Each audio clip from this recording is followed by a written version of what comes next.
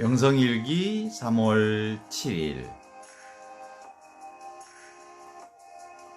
세상을 살다 보면 봄이 온다는 사실이 지극히 고맙게 느껴질 때가 있다.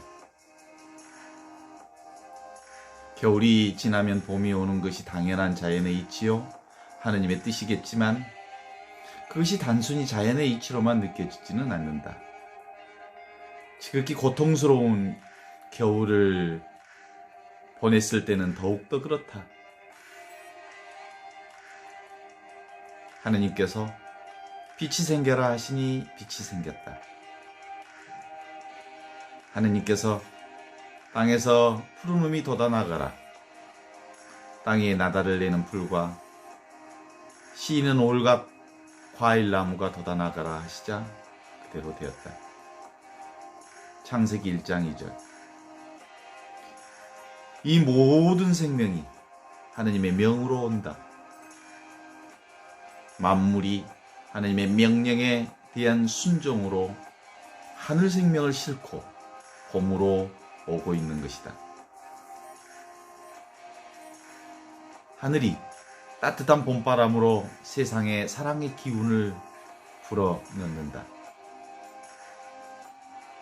춘삼월 하느님이 불어넣는 생명의 기운으로 땅에는 몸이 트고 나무에서 꽃이 피고 알에서 깨나듯 온갖 생명이 얼굴을 내민다.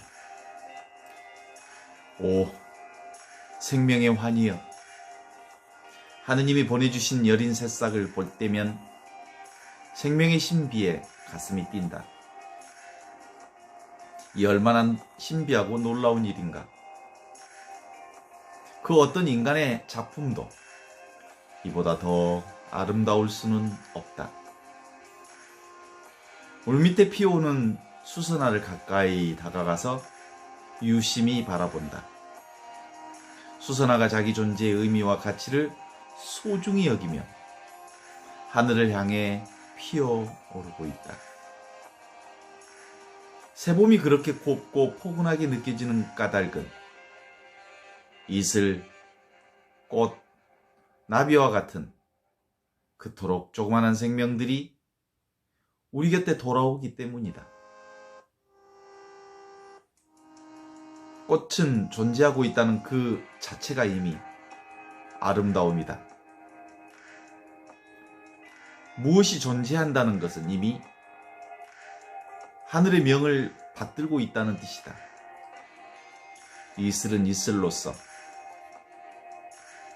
꽃은 꽃으로서, 나비는 나비로서 하느님의 존재 방식을 그대로 품고 있다. 하늘 땅 모든 만물이 존재하는 이유와 방식은 이미 하늘로부터 받은 명이다. 내가 지금 여기 있음도 하느님의 명을 받던 존재다.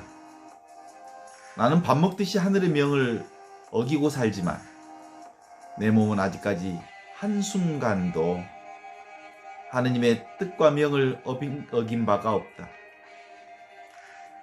내 몸을 돌고 있는 붉은 피가 끊임없이 내 몸에서 생성 소멸되면서 혈관을 따라 돌고 있으며 염통과 허파는 한 번도 스스로 멈추지 않았으니 하늘의 명을 어기지 않았다는 반증이다. 만일 내가 내 몸이 복종하는 것만큼 하늘의 명을 순종하며 산다면 나는 이미 하느님의 영원한 생명을 살고 있는 것이다. 언젠가 나도 죽을 것이다. 그러나 그것은 하늘의 명을 거스리는 결과로 오는 죽음은 아니다. 숨이 멎고 맥박이 그치고 열이 떨어지는 것을 죽음이라고 할 수 없는 이유는 그것 자체가 하느님의 명에 대한 순종이기 때문이다. 그래서 예수님은 말씀하시기를 나를 믿는 사람은 죽더라도 살겠고 또 살아서 믿는 사람은 영원히 죽지 않을 것이라 하신 요한복음 25장의 말씀을 기억한다. 지금 하늘의 명에 오로지 복종함으로써 살아가는 사람은 이미 영원한 생명을 살고 있는 거다. 그에게는 어제도 내일도 없다. 오직 있는 것은 영원한 오늘이 있을 뿐이다. 겨울을 거쳐 봄을 맞이하는 여정은 하느님이 인간에게 하나의 깨달음을 주기 위해 오는 것 같다. 삶이라는 계절 속에도 겨울이 있을 수 있고 봄이 있을 수 있다. 그리고 아무리 추운 겨울이 계속된다 한더라도 참고 견디면 기쁨 후에 봄을 맞이할 수 있다는 것을 깨닫게 하기 위해서 봄이 찾아오는 것 같다. 하느님의 수레바퀴는 천천히 도는 것 같아도 앞질러 역사를 열어가고 소리 없이 돌아가는 것 같아도 천지를 뒤바꾸어 놓는다. 언강을 녹이고 푸른 하늘에서 새가 노래하고 고목에서 새싹을 돋게 하고 사냐엔 꽃들이 흐느러지게 피게 한다.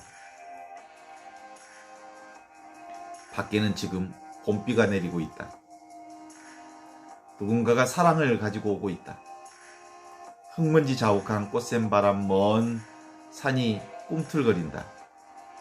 나른한 햇볕 아래 선잠을 깬 나무들이 기지개를 켜듯 하늘을 힘껏 밀어 올리자 입술이 트인 듯 꽃망울이 부푼다. 봄에 꽃 피는 꽃을 보라. 꽃은 시들지언정 스스로 자신을 버리지 않는다. 자기 향기조차 의식하지 않고 겸손하게 살아간다.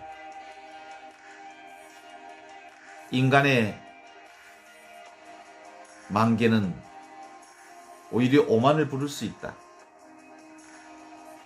봄이 오고 꽃이 피고 지듯이 때가 되면 언젠가 코로나19 바이러스도 지나가고 우리도 일상으로 돌아갈 것이다.